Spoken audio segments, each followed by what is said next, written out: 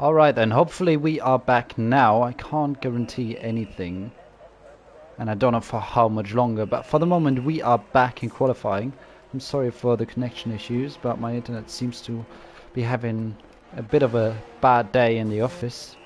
And we've rejoined with only 4 minutes left in this session. And yeah, it would be nice, Jake, if you could update us about what has been going on, more or less. Yeah, the McLarens have really shone so far. I'd say Slinky currently sitting on provisional pole by a couple of tenths. Kart Racer just jumped up to second. That was a recent change, I believe. As it's not one that I caught. It's been interesting to see the field spread. Of course, this is a kind of track where you get a little bit more field spread as you do at some others. And Francesco, last week's race winner, he's currently in P5. And he got a warning last week about his lag, and I have seen him lag a little bit again, so hopefully that doesn't cause any issues for the drivers in the race, because there's nothing worse than following a lagging car. Yeah, as we can see, Samba just invalidated and decided to just leave out the next chicane. I wonder if that will be going to the stewards, because usually cutting the track in order to set another lap time is prohibited. But we'll have to wait and see. It looks like Povetox is out on a lap. And the blue and pink Alpine coming along the long straight now with a 26.8 in the first sector, and he invalidates. So he'll have to get in a bit of a rush now to go back over the start-finish line. If he has enough fuel, he should have the time, but the question is if he even has the possibility to set another run, and if the tyres will make it, because as we all know, in Singapore the tyre wear is not always nice to your car. No, absolutely not. And just a tiny little segue just before the final drivers start their final attempts. Of course, we had the pleasure of commentating on F3 last season, and we made a big song and dance about Max going up to F2. I just want to mention this because I think it's quite astounding, really. Max has actually joined the top tier and actually won the first race of the season. Wow.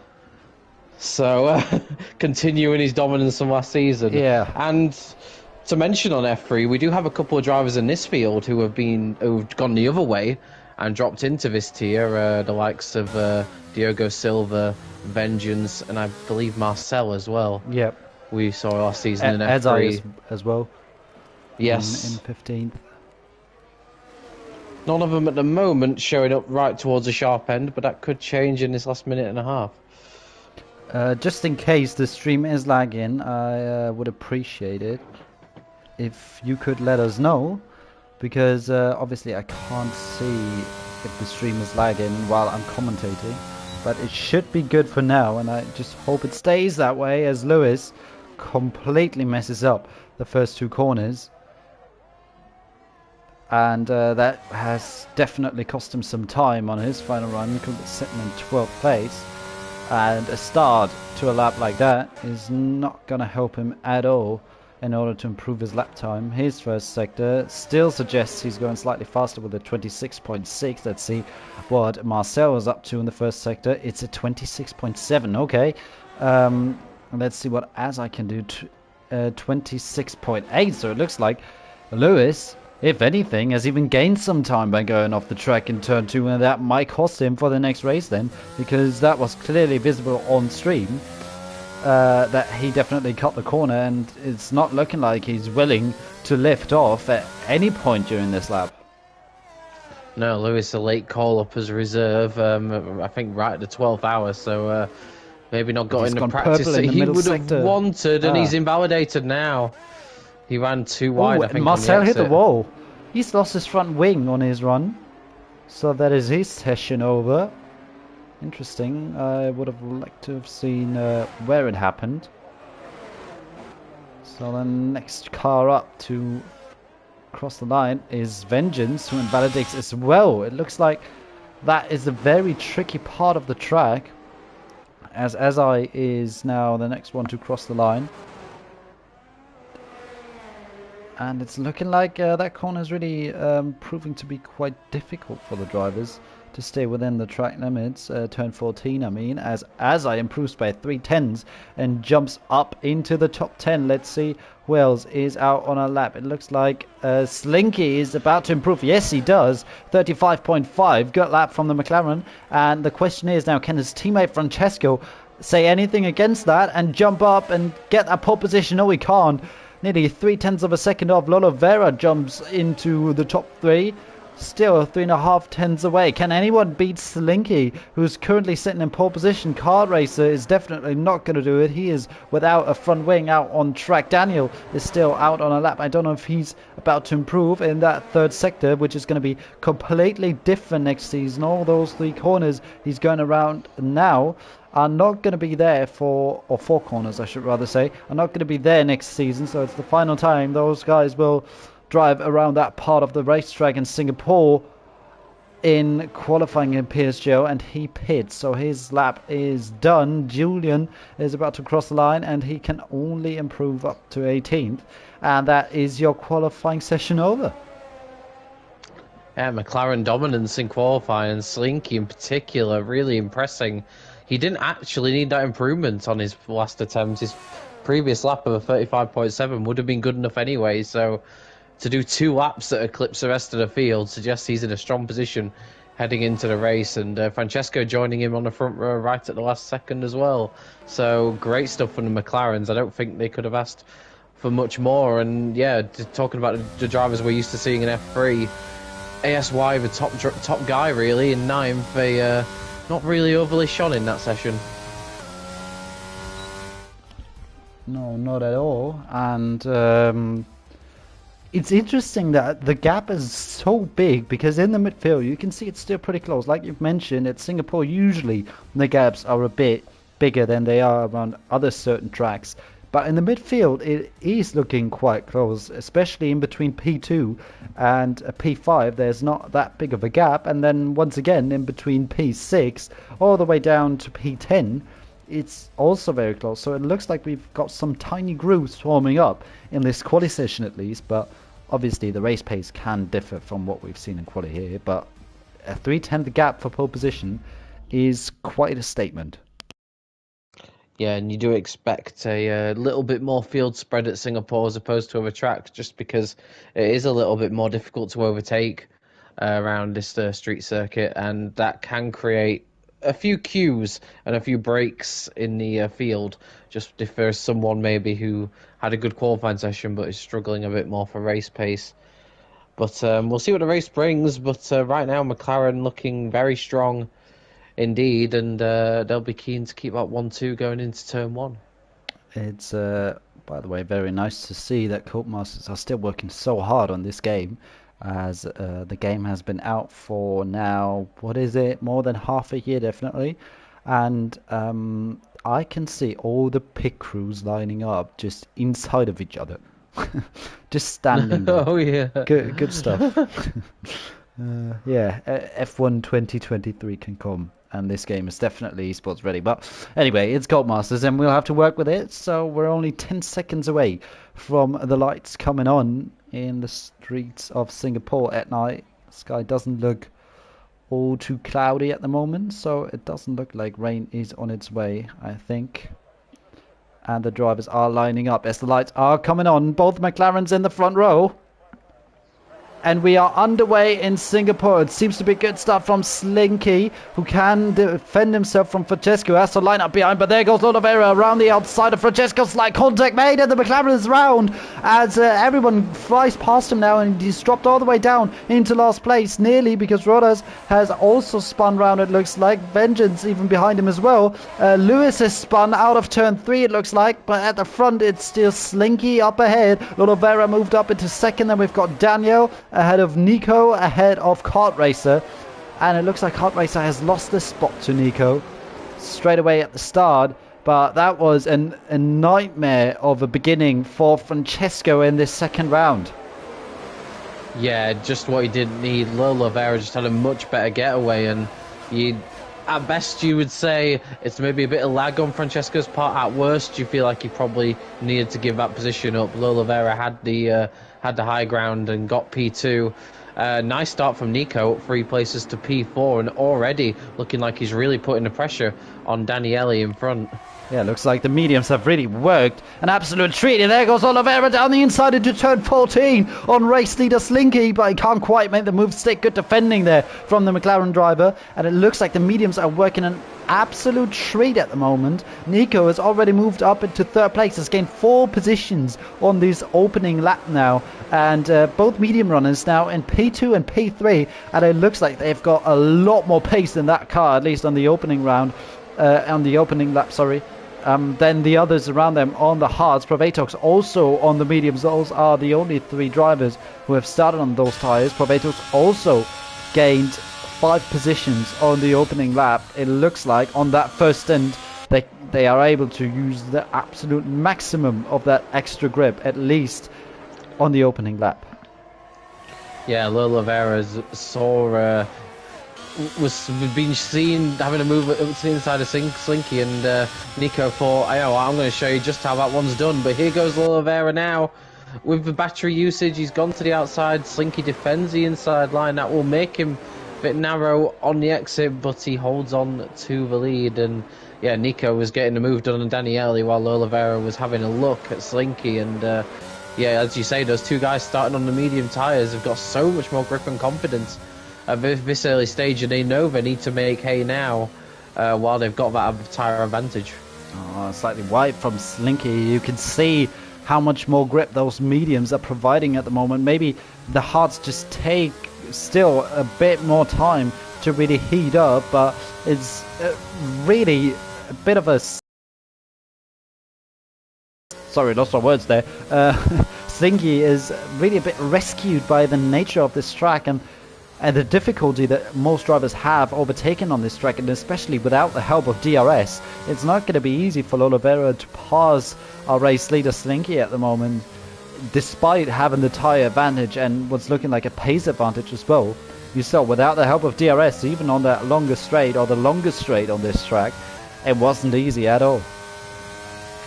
Speaking of things that are not easy, Vengeance can see a lagging Francesco in front of him, and again, it's just not what you really want to see in front of you, because you think a car is a certain place, and then the next second it can jump backwards or forwards, and you can be caught out by it. So Francesco doesn't look like he's solved his lagging issues from round 1, and that could be a big problem for him going forward, because I don't think the stewards will take too keenly to that happening every week. To be fair though, it looks like Vengeance is lagging a little bit, on my screen at least as well. His Haas isn't moving all too smoothly. Very much a contrast to the Williams behind him and that front group, because on my screen no one is really lagging. But I don't want to say anything about lag, because I don't want to jinx it here. We've already had issues with the stream in qualifying and I just want to get rid of that topic now and just focus on this race. And praying that it's going to hold on. And it looks like that tighter line that Slinky is taken through turn 13 is really helping him in order to stay ahead of Oliveira, who tried it already on the opening lap through turn 14. But that seems to be a little bit of a good rhythm that Slinky has found through there, while Oliveira is going a bit more wide. And he might have to adapt his line through there in order to get a better exit than the McLaren ahead and to get a chance, but he goes wide again. Yeah, maybe just over driving. What's really incredible really is how quickly Slinky's going, because these top 3 are just slightly pulling away from the cars behind them now, but Slinky on those hard tyres doesn't look to be too concerned at the moment. He's continuing on from where he left off in qualifying, and his race pace looks really strong, and it's tough for Lolo to find another opportunity to pass him. And the more laps that go on this tyre, the less of those opportunities are going to be.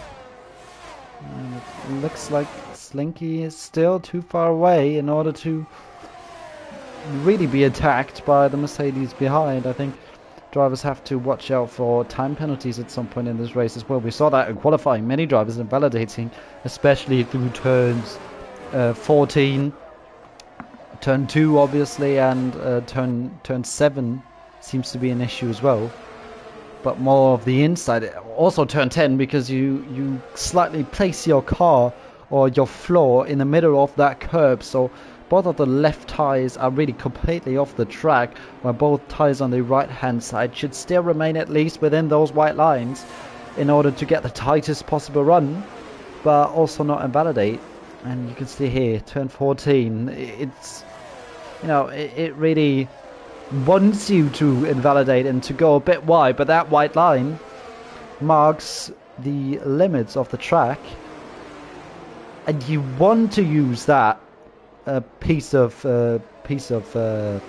tarmac that is on the outside there in order to get a smoother and better run and a better exit out of turn 14, but it's just prohibited. And you know, if there was gravel, you would avoid it at all costs, but because there is that tarmac and it would make you faster, you tend to invalidate here and there. Yeah, absolutely, and it's easily done at this track as well. You've got to push the limits at any street circuit to get the maximum out of yourself, and that always runs a danger here. But there are a few areas where you can run wide and there is no wall to greet you, and it's also tantalising to do that. Has Lolo or even Nico actually got an opportunity here? Nico is looking down the inside of Lolo. That's a adventurous move, but nice defending from Lolo, and fair play to both of them for avoiding any contact. And yeah, Lolo thinking about a move on Slinky, but he had to defend, and Lolo's already picked up a penalty. And I have noticed out the top three, he does seem to be the one, but just seems to be running that little bit wider.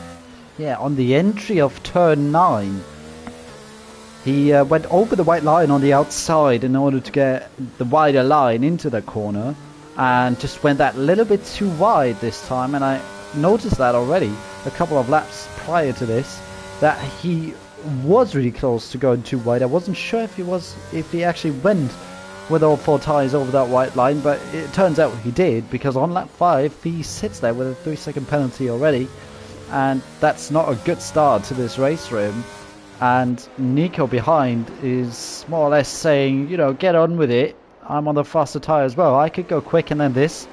And he wants Lolo to pass, and if he can't, he wants to pass him, because that advantage is not going to last forever on those medium tires. But it looked like Lolo took a very adventurous line through the last 2 corners there as well. Might have cut the corner a little bit once again.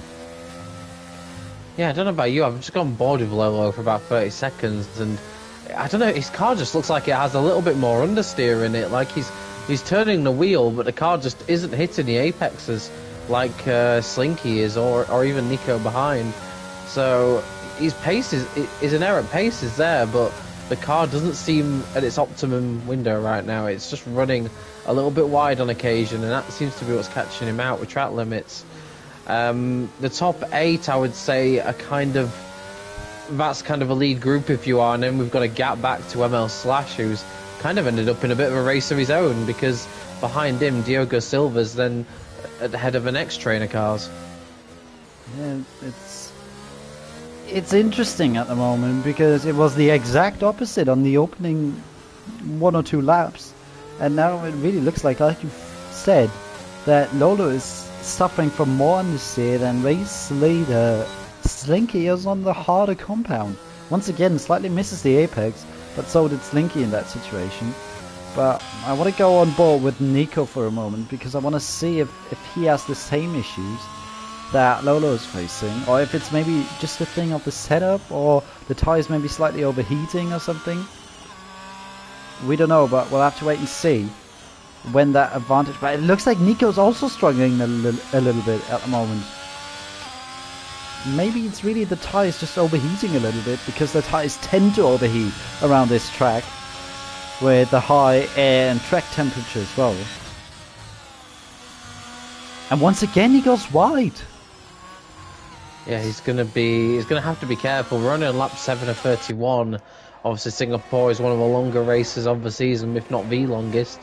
And already you get the feeling Lolo's potentially not far away from a second penalty. And you know, around a track like this, and if you get something like a late safety car, if you've got more penalties than everyone around you, you can drop so many positions at the end of a race. It's quite bad how penalties can decide ultimately how your race goes. As Nico doesn't just struggle with understeer, he he has a touch of oversteer as well, going through. I believe it's turn 6.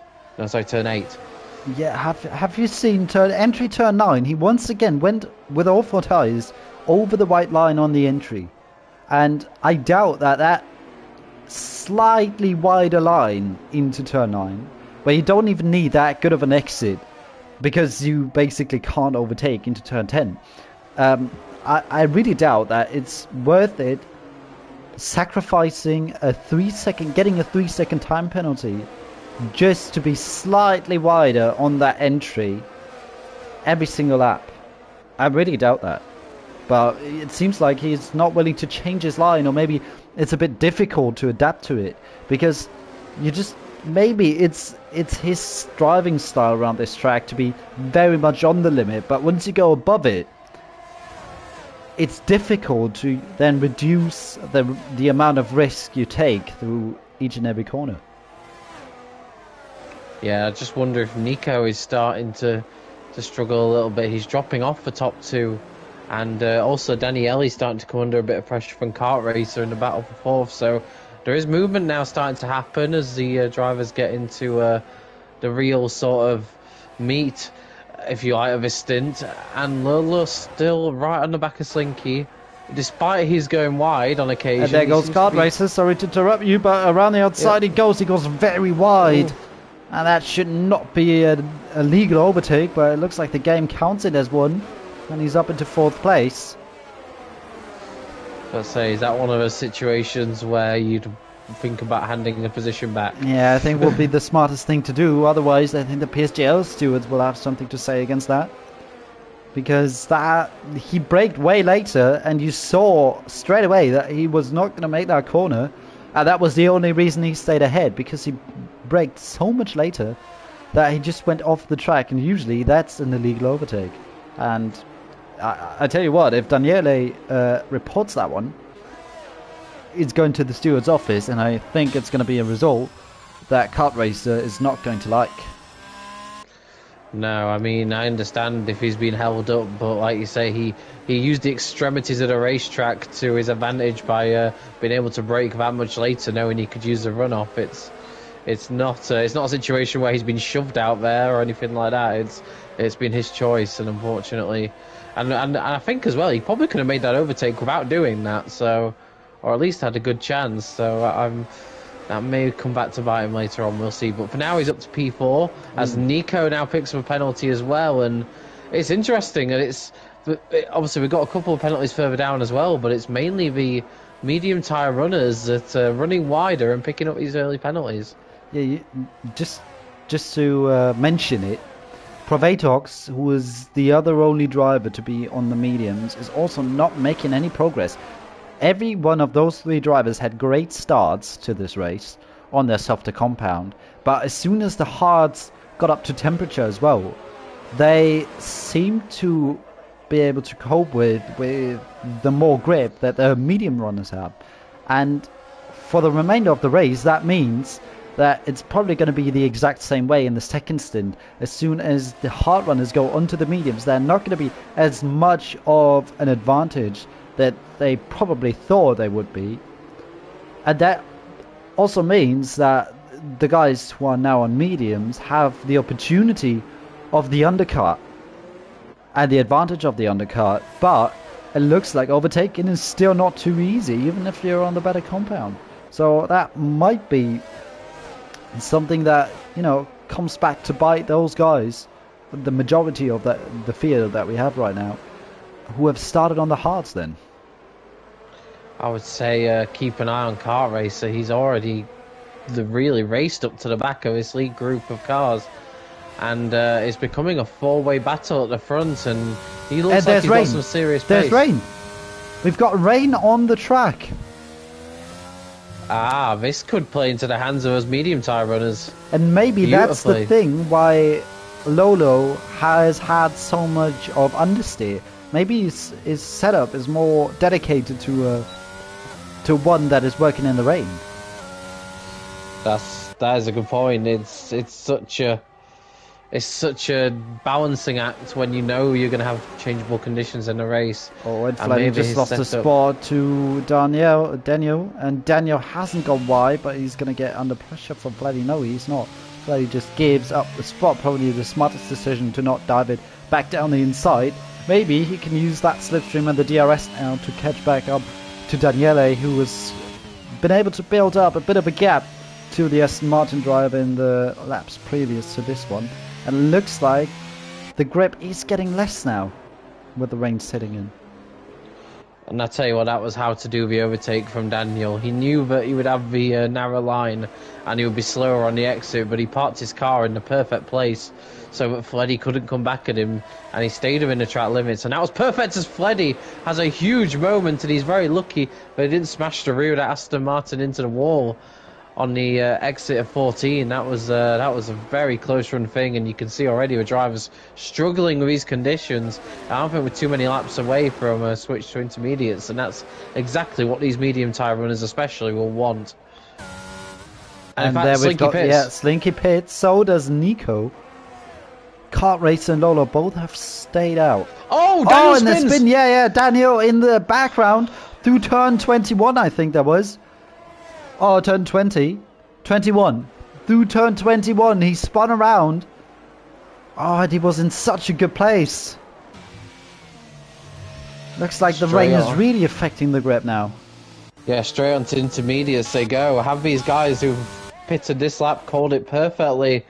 Because, like you say, it's a very long lap around this track, so if it gets to intermediate conditions, those guys who've stayed out on dry tyres are going to lose a heap of lap time, because it's going to take them a while to get back to the pits.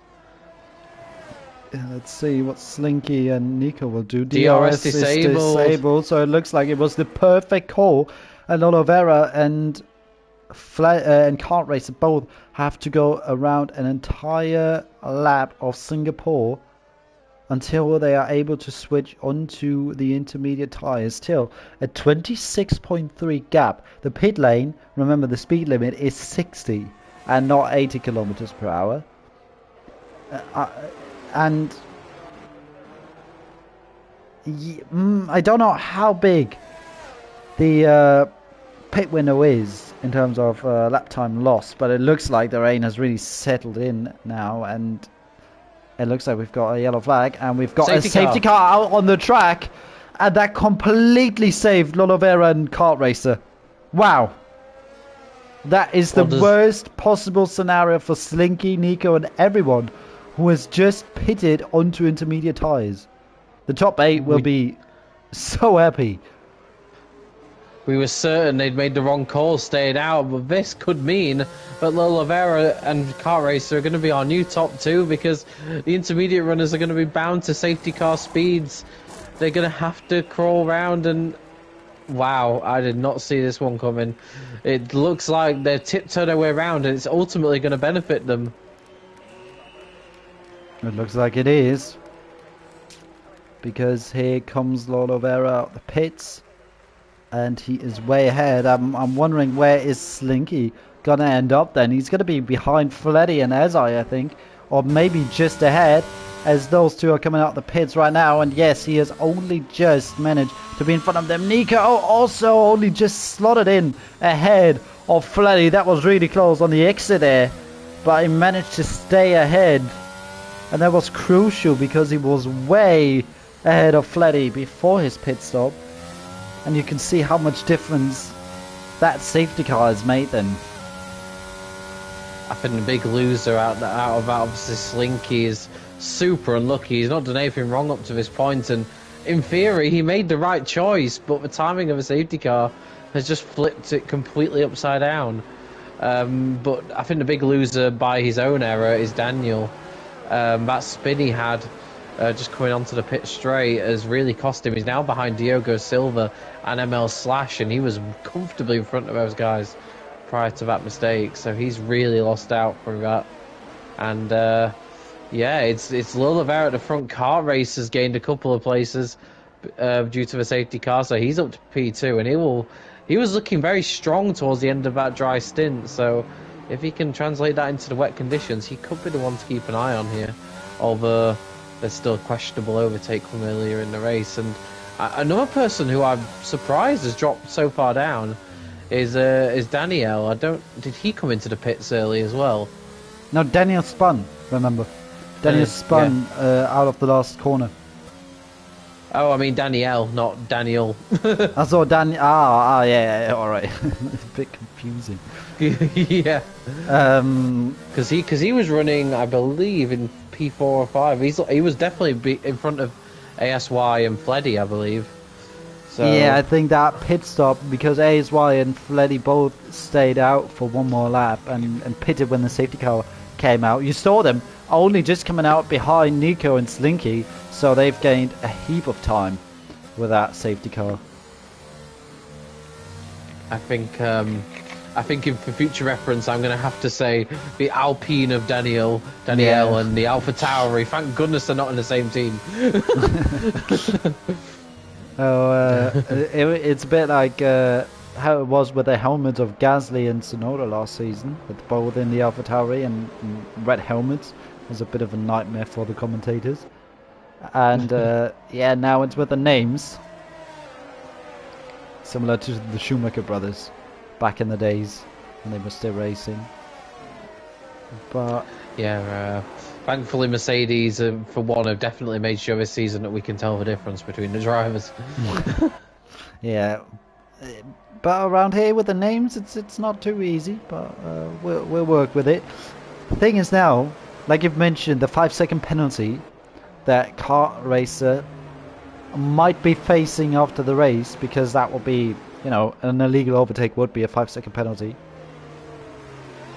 That might cost him dearly then, because he's in such a great position at the moment. What might save him is the 3-second time penalty of Lotto Vera as well. But remember, we saw overtaking, even with better, quicker, grippier tyres and the help of DRS, was very difficult. And now without the help of DRS, all on the same set of tyres in the rain, it's going to make it even tougher for those guys to get past each other. So yeah, it's not an easy situation for Slinky, who was leading comfortably, and now suddenly he finds himself in third without any sort of assists like DRS to help him overtake those guys in front. No, it's going to be tough. It's so difficult to follow in the wet conditions as well. So the best opportunity is if a driver in front of you has a big slide, makes a mistake. But it's going to be tough now. Slinky admits in the chat that he's a Singapore merchant, but due to one or two comments saying he needs to go up a few tiers. But this clearly he must have fancied this was a big chance for a win tonight. But a couple of that timing of a safety cars really put that into question, because I think up until that point, especially given what we thought was going to happen with the timing of the rain, Slinky was going to have a comfortable lead, and I think would look pretty unstoppable. But now he's got a few drivers in front of him, and like you say, a difficult track to overtake on becomes 10 times harder now in these conditions. Yeah. Do you know how long the inters last? I don't know. I usually suggest they usually last about as long as the mediums do, if I had to guess. So maybe you could drag these out to the end, but I think it'd be tough. I think a few drivers, particularly ones who are a bit harsher on their tyres, may struggle at the end. Half a race distance on them is going to be tricky. If there's another safety car, then that may play into their hands. But of course, we don't know as well. Is the rain going to intensify? Is the rain going to go away? It's a real guessing game. But yeah, if we have to stay on inters for the rest of the race, I think there's going to be some managing to do. I know that the full wets tend to last a lot longer than the inters. Yeah, they can basically go full race distance just with a wet compound. But inters not so much, and we don't know obviously if it's going to dry up or if it's going to stay the same for the rest of of the race. Or maybe the rain gets even worse. Who knows? But I think the safety car will come in at the end of this lap. Finally, it felt like ages that the safety car has been out. Well, the wet tyres in real life, for full wets anyway, will last all day because you'll never not be behind a safety car anyway. So yeah, and as soon as it comes in, the wets are way too slow. yeah. Even like on this game, you can at least use the wet tyres, but in real life, it looks like the wet tyres are just that much slower that it's worth destroying the car on the inters on a way too wet track, rather than fitting the wets and going 5 seconds a lap slower. Even though the inter guys spin, and it looks like kart racers nearly hit the back of Lodovera there, and it looks like Lodovera has taken that opportunity to go, but he can't because the safety car's too close. Why is Francesco? It looks like he's messed up. And now he's gone, but he's under a lot of pressure from Kart Race at the moment, who's having a little look into turn one. Slinky is moving to the inside, probably making Kart Race a bit nervous. And there goes Oliveira off the track. And he's going to have to give that position up to not only Kart Racer, but maybe Slinky as well now, as he's had a better exit. But it looks like he's just been able to hold on to P2 for the moment.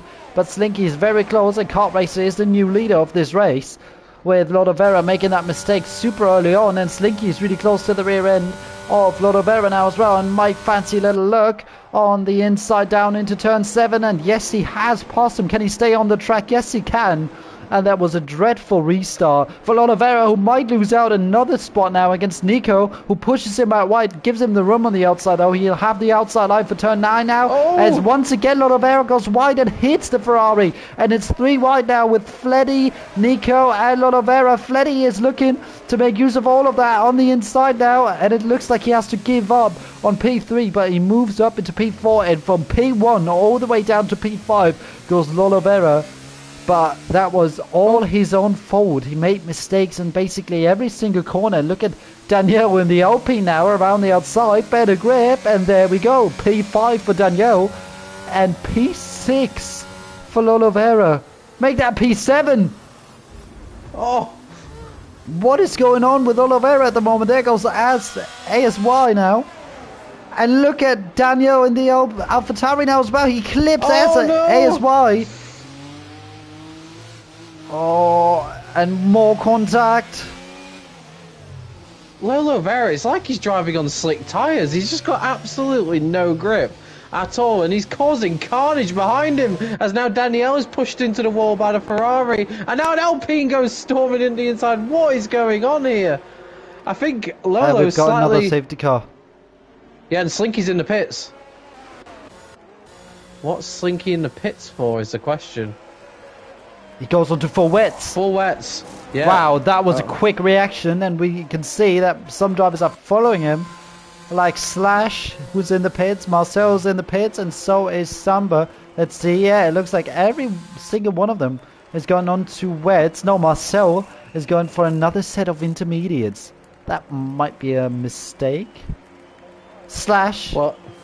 He had to serve a 5-second time penalty here. Okay, but what was going on with Lodovera?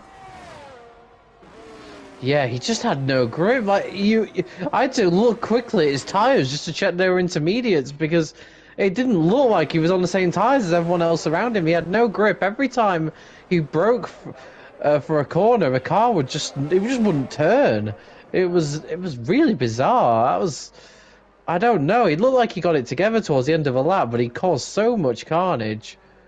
As I'm just following Rodaz, who actually called the wet tyres a couple of laps earlier, and as a result is now in front of Slinky, interestingly. So if a wet tyres is the right tyre to be on, you could argue Miss Williams is your effective race leader right now.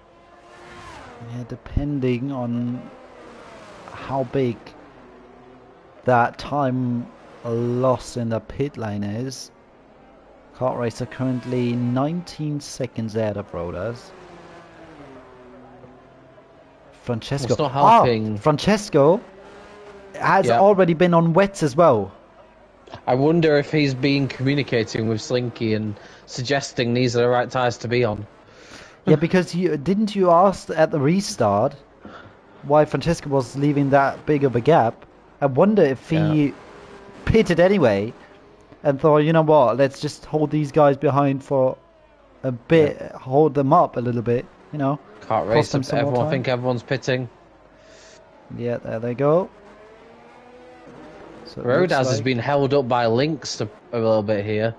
Lynx is going really slowly, and I don't think this is helping Rodas at all. And it could impact on just how much time he's going to gain as Rodas nearly misses, not Rodas, Lynx nearly misses a pit lane rather. Here we go. Where's Rodas going to be when he comes out the pits? it's Kart first. race is leading the pits now. He's going to be leading, but where's Slinky? Has this worked out for Slinky or not? I think it I'm has. not. I think it has. It would effectively been P2 if it wasn't for Rodas, who out of nowhere just takes the race lead. Yep, Slinky's kind of where he was before, so it's not made too much difference actually overall for him. But Rodas, with an inspired decision, now leads this race. He started. When did he start? He started P12 on the grid, but he's kind of. I haven't even really noticed him up until now. But an inspired strategy call now sees him leading this race. Impressive. Impressive stuff. Just one really good strategy call was enough to put Hayes Williams in the lead of this race on lap 17. I'm intrigued to see the restart from Lolo Vera this time, just to see if he has the same issues as what he had last time. You almost wonder, don't you, if he just had, because he was backed up so much at the safety car restart, he just have no temperature in his tyres, but it was weird that it was only him, but it seemed to affect. I've never seen someone, and there was no obvious damage either, he just didn't want to turn. Yeah, it looked odd because it really was every single corner, and obviously the drivers noticed it straight away. So basically every single corner he had to defend himself and just try whatever to hang on to every single position that he just lost, and that prevented him from getting back into a rhythm as well, because that mistake was basically the start of all those dominoes falling, and they fell in basically every single corner.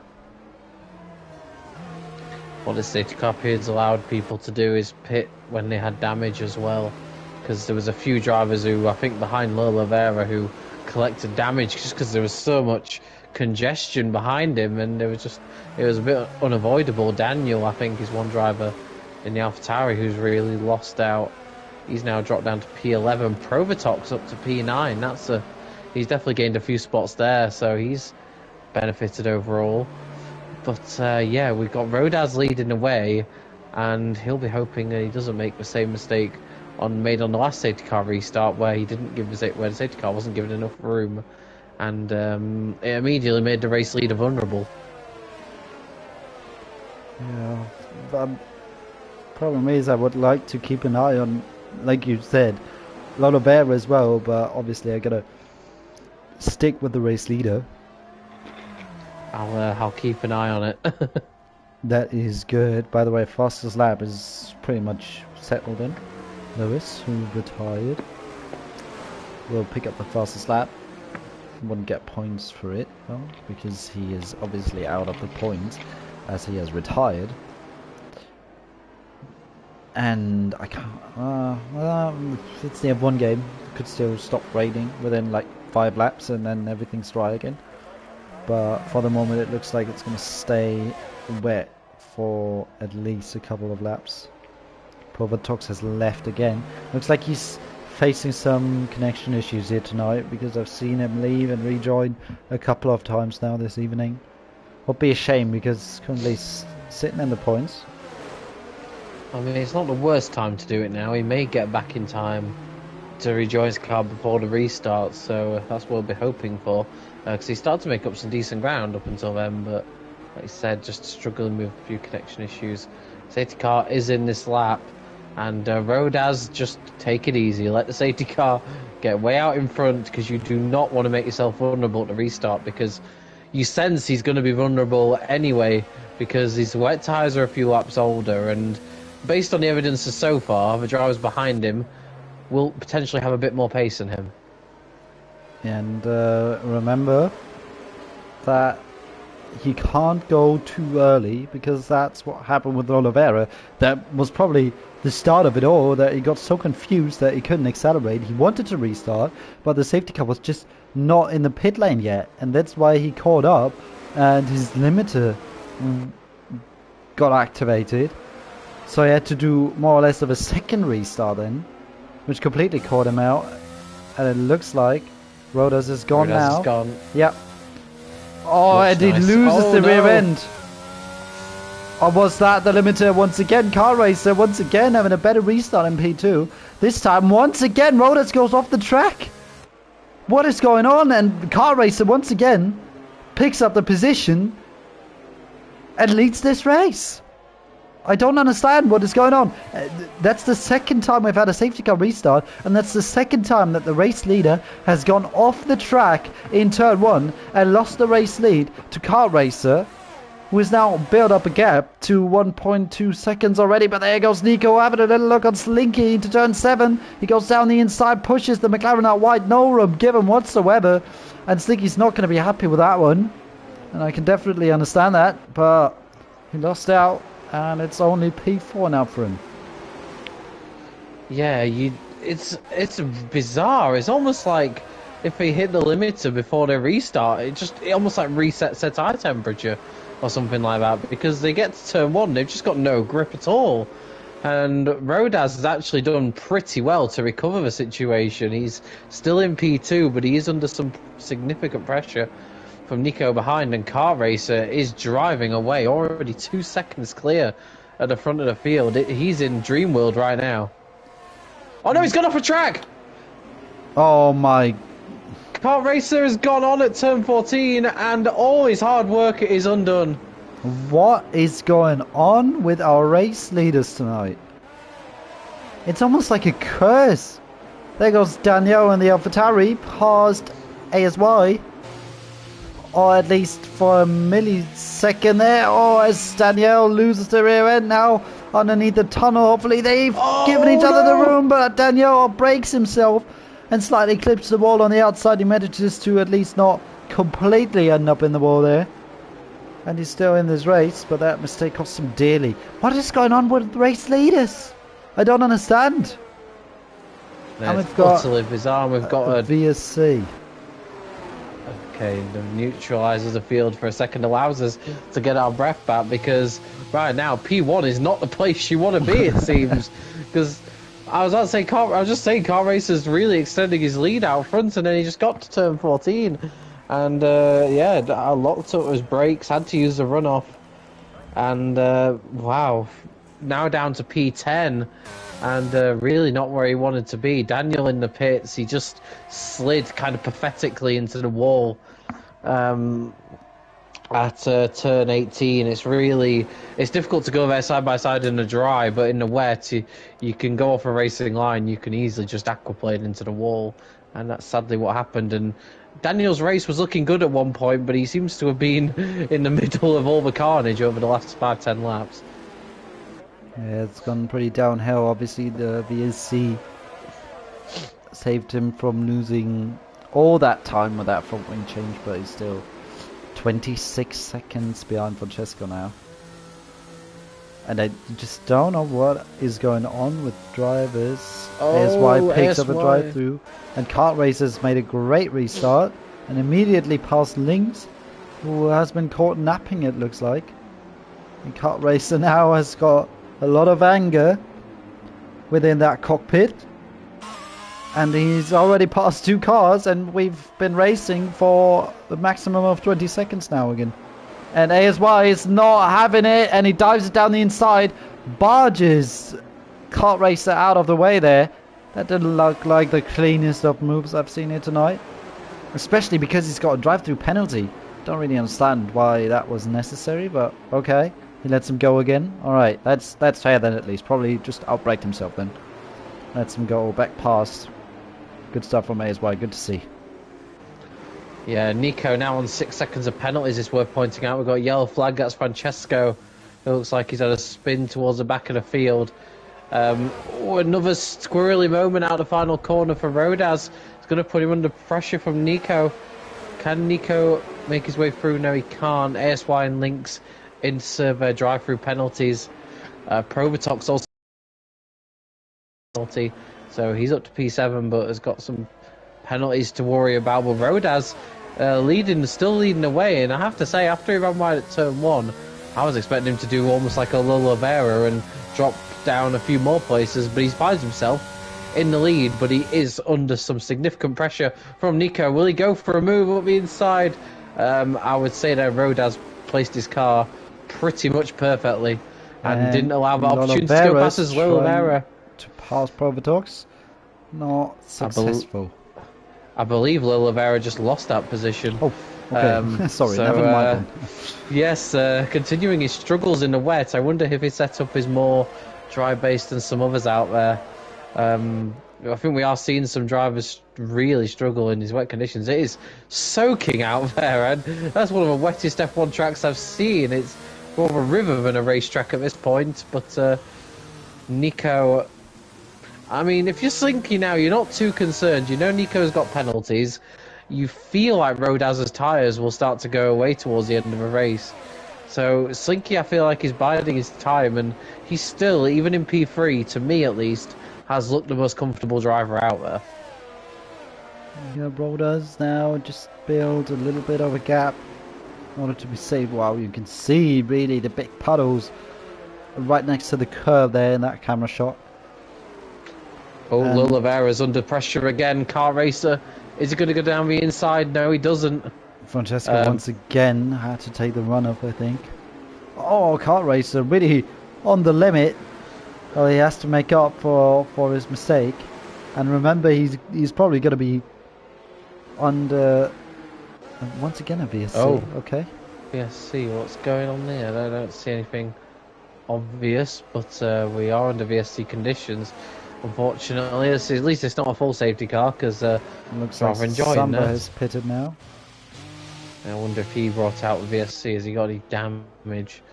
Perhaps. It's definitely, I wouldn't imagine a change to intermediates is advisable. Although that's exactly what Samba's doing. Yeah. Probably. Look like well, he's well outside the points now anyway, so might as well go for it. Yeah. Just try, because the rain looks like it's easing off a little bit, but the track still looks very wet to me. This restart's going to be absolutely key here. There's a few drivers who could really make the most of it, and always a risk of potentially going too early and picking up a drive-through like ASY did on the previous VSC restart. So potentially positions to be gained when the green flags are hit, but you've also got to be very wary that you don't overdo it.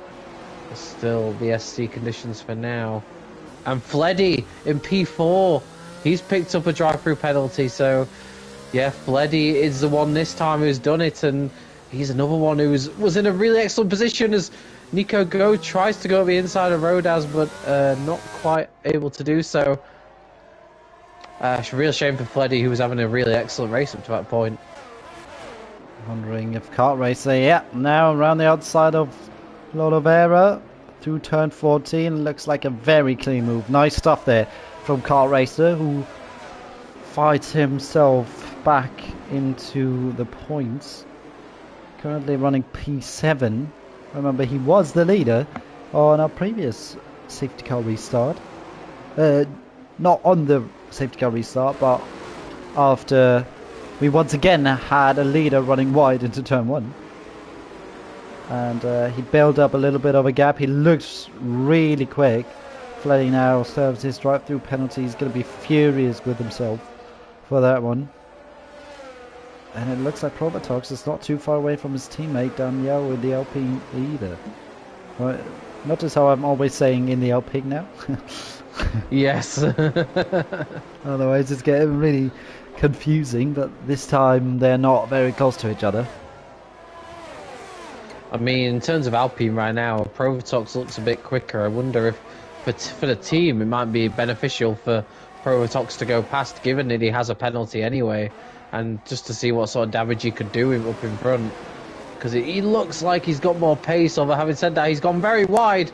I don't know if he got a bit of contact from Kart Racer or not. No, it looked like he just past. locked the inside front for a second, and Kart Racer into the wall. once again. It looks like he's rapid in terms of pace, but he's just making mistakes left, right, and centre. And I don't know if he's picked up some from wing damage, but he's now got the outside line. Oh, it's going to be tight, but Provotox thinks better of it.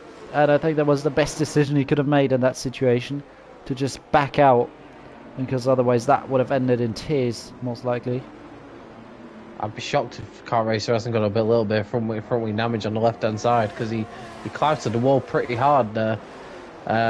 He's been driving with rage ever since that mistake he made, but ultimately, driving with rage can lead to more mistakes. It feels like he's overdriving, trying to make Nico's up for gone it. very wide. And that probably cost him a chance of maybe putting Rodas under a bit more pressure. Samba picks up a penalty, but he's all the way down in 17th, so that is not too relevant at the moment. A 10-second penalty as well. Yeah, he might be just had enough on those intermediate tyres. And but Rodas, I have to say, is doing a fine job up front at the moment. You know, he's not pulling away from anybody, but he's also not making a significant mistake to give Nico or Slinky a chance behind him. And this is not good for Nico as Lolo picks up his second penalty. I'm actually surprised it's taken him that long to get his second penalty, because if you remember, he was the first person to pick up one earlier on. Yeah, and he made a habit of running wide.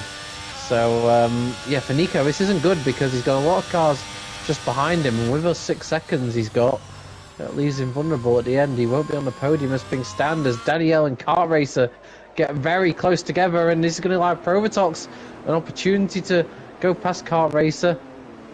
But well defended from the Alfa Romeo driver, who doesn't look like he's lost too much speed, despite me wondering if he had some damage. But here goes Nico, close behind Rodas, but the parts of the track where Nico seems to get really close are really the parts where you can't really force a move.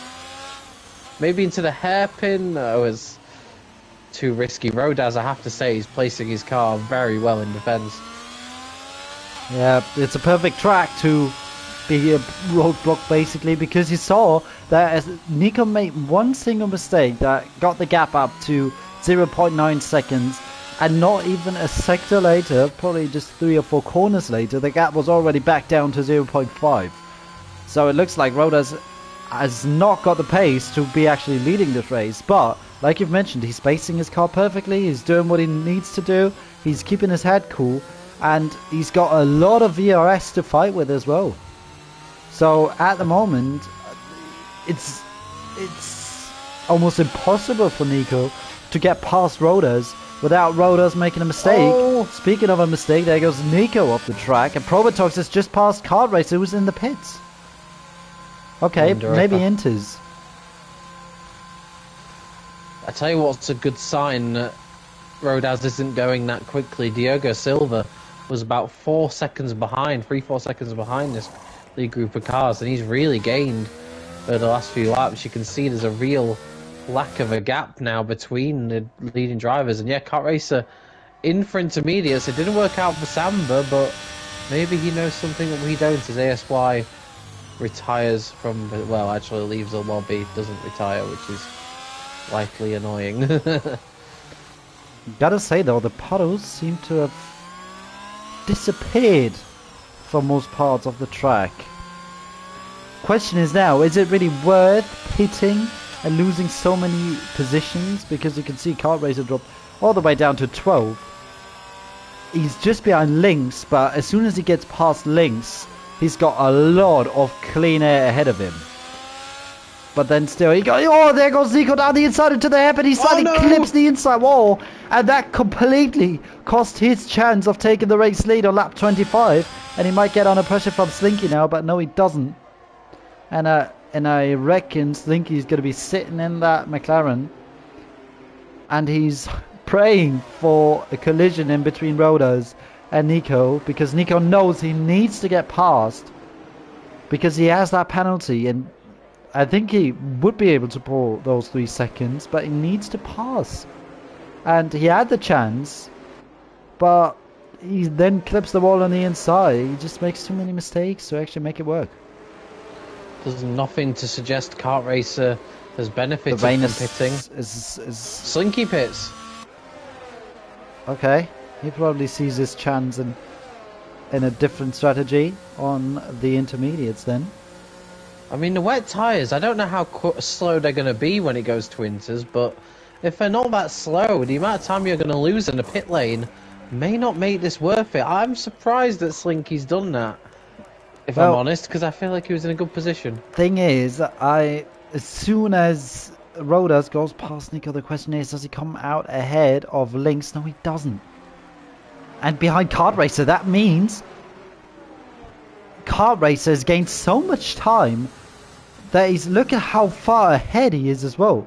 Danielle in the AlphaTauri is trying to get past Slinky now as well, which is the worst possible thing that can happen to Slinky right now, who tries to get back past the AlphaTauri driver immediately and is able to do so, it looks like.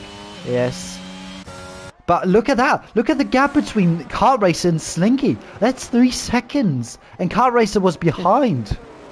So that means the Inters must be so much quicker at the moment. Well, I don't know if that's not... I'm not sure if that's just Inters versus Wets, because Kart Racer isn't actually gaining that much on Lynx. He was a second behind him when he came out, and he's a little bit closer, but I wouldn't say it's massively different. So what that suggests as well is it's not just that the Inters are quicker than the Wets. It suggests that Rodas is really becoming a big roadblock, because Lynx is lapping a couple of seconds a lap quicker than him. I'm keeping an eye on those gaps right now. Currently 22.3 seconds in between Kart Racer and Rodas, and 25 seconds to Slinky. Look at the queue behind Rodas now. Everyone has joined the back of it now, so I think he's the problem for these guys, is that he's just so slow. I don't think he's going to pit. Is anyone else in this train going to pit? No, they're all carrying on, so let's see. I think Kart Racer's going to pass Lynx pretty soon, and then we're going to see what the difference is. But I tell you what, if all those guys stay out, even if Kart Racer can catch up, he's got so many drivers to try and get past. That's going to be a big issue, because it's not... catching's one thing. Trying to overtake about 9 cars, it's not going to be easy. Even 5 laps as well. Within 5 laps. I mean, that's a big task. But I can tell you, Slinky just gained 2.5 seconds within that 1 lap. And I tell you something here, I don't know if there's any teamwork going on here, but one driver who's really benefited from Rodas's roadblock is his own teammate Diogo Silva, who, as it stands with penalties, would be on the podium. I'm really surprised. I see names in that top 10 suddenly that I've not seen in this race a single time. Like Marcel, Julian / Diogo Silva, all those guys just appeared out of nowhere basically, and like you've mentioned, are really, using that Rodas roadblock that we've got in first place at the moment to their own advantage. I'm watching Kart Racer, who is desperate to get past Lynx and the Red Bull. Slinky's quickly catching up as well, so he knows he needs to make this move quickly. And you get the feeling a dive is coming at some point, because Kart Racer's not been shy of making a few aggressive moves already this race. But he's not quite close enough, and this is not doing his race any good either. I'm starting to think Slinky in particular has made a really bad call here. He was looking on course for at least second, if not potentially winning the race.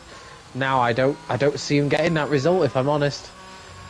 I mean, he's still gaining, but it's now going to come to an end as soon as he's caught up to the back of Kart Racer, who's still just not able to pass him. He might have an opportunity here, depending what his exit is. Out of turn 23 is a little bit of a snap, which hasn't helped. Yeah, that He's was enough. desperate to get through. That was enough to just prevent him from being able to overtake. And especially around Singapore, a call like that is really risky. And yeah, it just underlines the fact that you really can't overtake around this track. Nico must have made a mistake somewhere because he's dropped to 1.3 seconds behind Rodaz and has now got Danielle all over the back of him. So I don't know if he's tried a move and it's failed or what, but he's dropped off the back of a race leader and he's now got Alpines all in his rearview mirror. And Rodaz, for the first time in a while, has a tiny bit of breathing space. Yeah, I'm still watching Kart Racer, but no chance for him to pass here.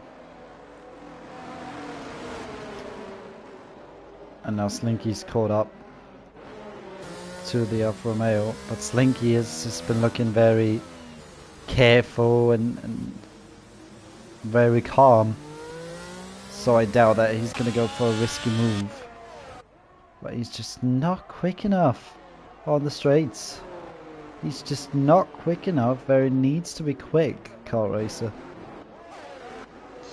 And going back to Rodas, all that gap that he had just 1 lap ago is completely gone. Half a lap ago, actually.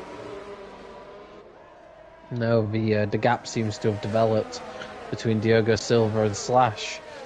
Now 2 seconds. I don't really know where that's come from, to be honest, but that gives Diogo Silva a nice little bit of breathing space in what is currently P6, but as I said earlier, could be P3 come the end of a race. And Williams staring down the barrel here of a double podium, and Rodaz hasn't just done a brilliant job for himself, he's doing a brilliant job for his team.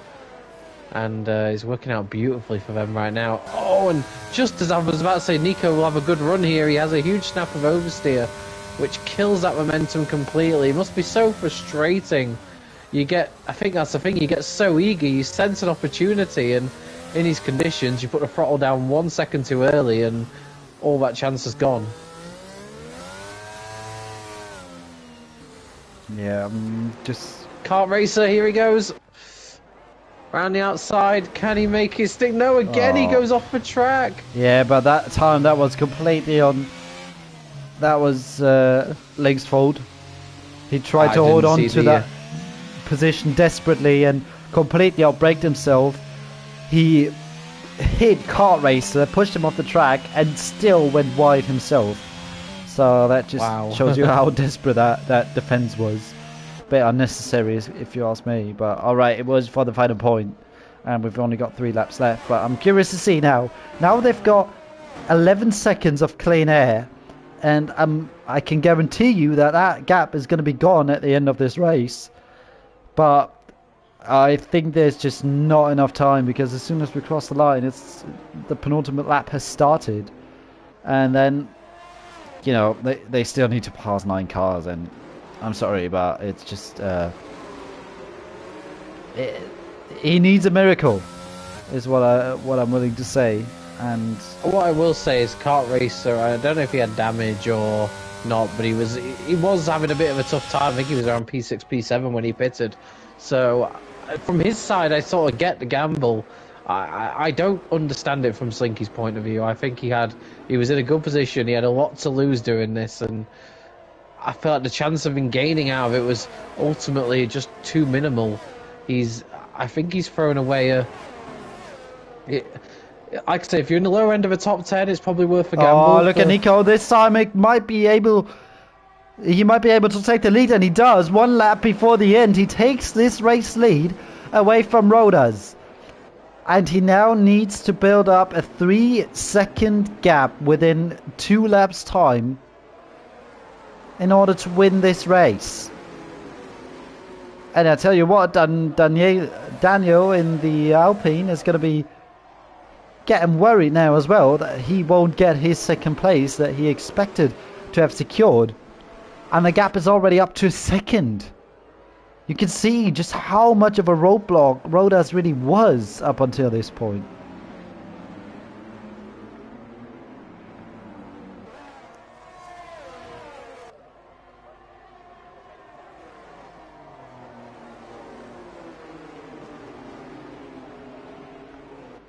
he isn't. Nico now needs to basically set a perfect lap. He hasn't got much ERS left, but neither has Rodas. Nico needs to put his head down. He's already built up a gap of 1.4 seconds now, and with one lap remaining, he might be able to win this race. And Jake, just in case you are talking, I can't hear you at the moment. Ah, my apologies. Hopefully that's better now. Now I can hear you, yes. Yeah. Oh, Daniele's so close, and that was what I was going to say. Like, the gap for Nico is... That wasn't the biggest issue for Rodas. The biggest issue for Rodas was the fact that he's now got no one in between him and Daniele, and Daniele is now free to attack Rodas, and Rodas hasn't got the secure net of knowing that Nico has penalties. This is a pure fight for the win now. Unless Nico has the lap of his life, I don't think he's going to be able to gain 6 seconds of time. Does he have 6 seconds? He does. Oh, I thought he had 3. Sorry. Alright, that completely changes it now. But here comes Daniele. This is for the race win, and yeah, that's what I mean. Nico was sort of helping Rodas out by being behind him, but now there's nothing protecting the Williams driver. This is a full-on battle for the lead on the final lap of the race, and of course, if they do fight massively, it could help Nico tremendously. This is a pure fight to the end. Kart Racer and Slinky are gaining lap time, but I don't think it's going to be enough. The gap is now down to 11 seconds, but they're still too far away to do anything. And that was a poor exit from Rodas, and that might open up the opportunity for a move into the hairpin. Oh. Rodas brakes very late, and that was really smart from Danielle to stay behind for now. And Danielle is now having a little look on the outside. This is for the race win, remember, because 6 seconds of penalty for Nico is not going to be enough for those two guys. And Danielle dives down the inside, and there's contact. Oh.